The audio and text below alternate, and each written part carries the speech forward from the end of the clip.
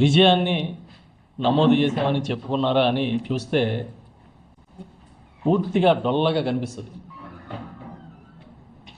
చంద్రబాబు నాయుడు గారు కేవలం మాటలతో కాలం గడుపుతాడు తప్ప, ప్రచారంతో కాలం గడుపుతాడు తప్ప, ఆయనకి పెద్దగా చెయ్యాలి, ప్రజలకి తన మార్పు ఉండిపోవాలనే ఆలోచన ఉండదు.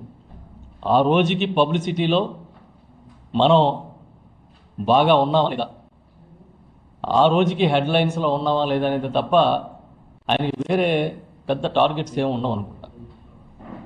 ఇవాళ కాగ్ నివేదికని మనం ఒకసారి తీసుకుని చూస్తే ఎంత దీనస్థితికి ఈ రాష్ట్ర ఆర్థిక పరిస్థితి దిగజారిపోయిందో కళ్ళకు కట్టినట్టుగా చూపించారు. ఒక పక్క కాగ్ నివేదికలో రాష్ట్రం ఆర్థికంగా వెనకబడిపోతుంది, చితికిపోతుంది అనేది చాలా క్లియర్గా చెబితే, చంద్రబాబు నాయుడు గారు మాత్రం తప్పుడు అంకెలతో, తప్పుడు లెక్కలతో ప్రజల్ని చట్టసభలో మభ్యపెట్టే ప్రయత్నం చేశారు. ఈ రాష్ట్ర ఆర్థిక పరిస్థితి ఒక రకంగా చెప్పాలంటే అల్లకల్లోలంగా ఉంది. అరాచకంగా ఆర్థిక వ్యవస్థ నడిపిస్తున్నారు. అప్పు చేయని రోజు లేదు, అప్పు చేయకుండా రోజు గడిచే పరిస్థితి లేదనేది అందరికీ కూడా ఏమాత్రం కొద్దిగా అవగాహన ఉన్నా ప్రతి ఒక్కరికి ఈ రాష్ట్రంలో అర్థమయ్యే పరిస్థితి ఏర్పడిందనేది తెలియజేస్తూ ఉన్నాం. యుద్ధాలతో సంక్షోభంలో ఉన్న దేశాల ఆర్థిక పరిస్థితి కన్నా ఆంధ్రప్రదేశ్ ఆర్థిక పరిస్థితి సంక్షోభం దిశగా నడుస్తోంది అనేది తేటతెల్లమైంది కాగ్ నివేదిక ద్వారా. ఎందుకంటే రోజు అప్పులే. ఇంచుమించుగా ఆయన ఏం చేశాడు అని చూస్తే ఒక రకంగా అప్పు చేయని రోజు లేదు. దాదాపుగా 365 రోజుల్లో 357 రోజుల పాటు అప్పులు చేశాడు. అవి కూడా చేబదుళ్ళు చేసి రిజర్వ్ బ్యాంక్ ఆఫ్ ఇండియా దగ్గర 303 కోట్లు వడ్డీలు కట్టిన పరిస్థితికి ఇవాళ ఈ రాష్ట్రాన్ని, రాష్ట్ర ఆర్థిక పరిస్థితిని దిగజార్చేశాడంటే మనం చాలా సులువుగా అర్థం చేసుకోవచ్చు ఏం జరుగుతుందో అనేది. సంపద సృష్టిస్తాను, నాకన్నా సీనియర్ లేడు, నేను పెద్ద సంపద సృష్టికర్తనని ప్రచారం చేసుకుని ఇవాళ వరకు ఆయన ఏం చేశాడు అని అంటే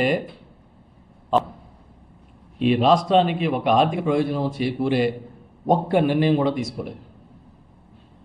చివరికి నిన్న వాహనాల పన్నుని కేంద్ర ప్రభుత్వం తగ్గిస్తే జిఎస్టీని ఆ 10% రోడ్ ట్యాక్స్ కింద వేసి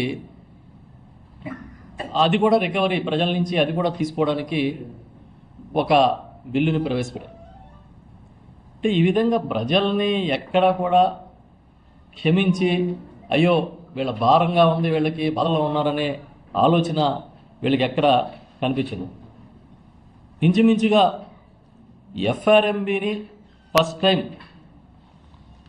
ఎఫ్ఆర్ఎంబి నిబంధనల్ని, అంటే ఎఫ్ఆర్ఎంబి నిబంధనలు ఒక చట్టం, అది చట్టాన్ని ఉల్లంఘిస్తూ ఆయన ఇవాళ ఏ స్థితికి తీసుకొచ్చాడంటే ఎఫ్ఆర్ఎంబి అతిక్రమణ అనేది చాలా సహజమైన ప్రక్రియ కింద మార్చేశాడు. చంద్రబాబు చేసిన ఈ రకమైన కార్యక్రమాల వల్ల పరిమితికి మించి అప్పులు చేయడం ద్వారా రాష్ట్రం అధోగతి పాలు కాబోతోంది అనే విషయాన్ని కాగే చెప్పింది. ఇంతకుముందు 2014-19 మధ్య కూడా ఎఫ్ఆర్ఎంబి కన్నా ఎఫ్ఆర్బిఎం పరిమితి నుంచి 16 నుంచి 17 వేల కోట్లు అప్పు చేస్తే ఇప్పుడు కూడా 2024-25 సంవత్సరంలో ప్రభుత్వ రెవెన్యూ లోటు ఎఫ్ఆర్బిఎం ప్రకారం 2.7% ఉండాలి, కానీ అది 3.75%కి చేర్చారు. ఇంచుమించుగా ఇప్పుడు అప్పులు 3,18,000 కోట్లకి ఆయన వచ్చిన ఈ 20 నెలల కాలంలో 3,18,000 కోట్ల అప్పులు చేసి ఇది ఒక పెద్ద ఘనతగా ఆయన చెప్తూ ఉన్నాడు. ఈ రోజు కూడా అప్పు చేయని రోజే మీకు కనబడదు.